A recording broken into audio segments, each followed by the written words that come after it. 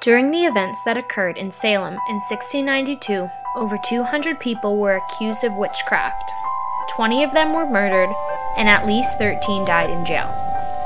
People were accused by their neighbors, friends, and families, sent to unfair trials, and encouraged to plead guilty.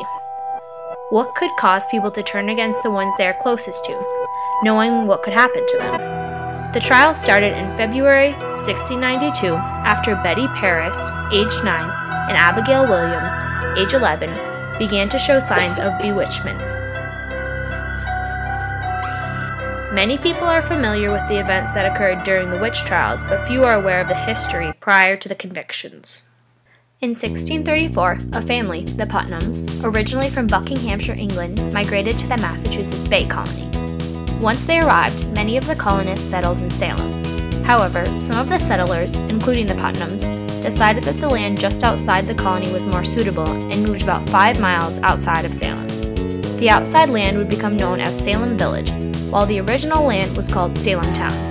At first, Salem Village did not have a separate identity from Salem Town, and they were expected to attend church in Salem Town and help preserve the town.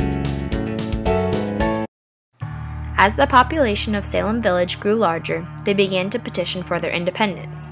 When Salem Town refused to grant the Salem Village their independence, battle lines were drawn. Not even allowing Salem Village their own church would erase those lines. Around this time, two families rose and took power in each sector: the Putnams in Salem Village and the Porters in Salem Town. The Porters, very wealthy, quickly caused the Putnam family to grow jealous.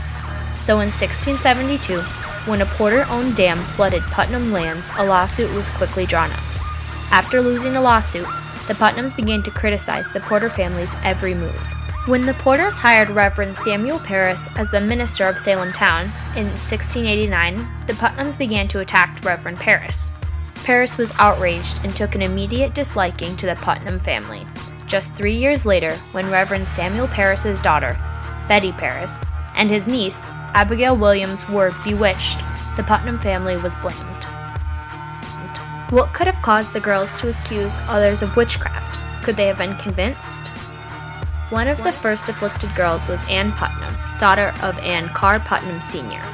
Anne Sr. was married to a prominent figure in Salem Village, Thomas Putnam, and the family had a lot of enemies.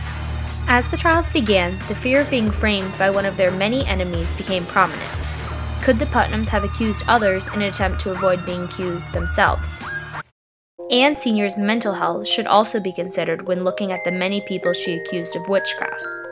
Anne Sr. was known to be mentally unstable, but she took a turn for the worse when her sister, Mary, and her 3 young nieces died in succession from illness. Shortly after, her father, a wealthy milling business owner, died and Anne Sr. was disinherited. Despite filing a lawsuit, Anne Sr. could not win her share of the money. 2 months later, her infant daughter died. Some believe that these events caused Anne Sr. and her family to falsely accuse others of witchcraft. When Anne Sr. began to accuse people of witchcraft, her brother-in-law, Joseph Putnam, told Anne that if her lies about witchcraft touched anyone in his family, she would pay for it. Tituba, a slave in Reverend Paris's house, was one of the first to admit to witchcraft. At first, Tituba refused to admit to the crimes, but one day in court she confessed. Tituba confessed of signing the devil's book, flying in the air upon a pole, seeing cats, wolves, birds, and dogs, and pinching and choking some of the afflicted girls. When asked to reveal more witches in Salem, Tituba accused Sarah Osborne. Tituba later confided that Reverend Paris had beaten her and forced her to confess, but it was too late. Sarah Osborne was tried at court, and after multiple sessions, she confessed that she had heard voices, but she did not act on them. Osborne was sent to jail, where she later died.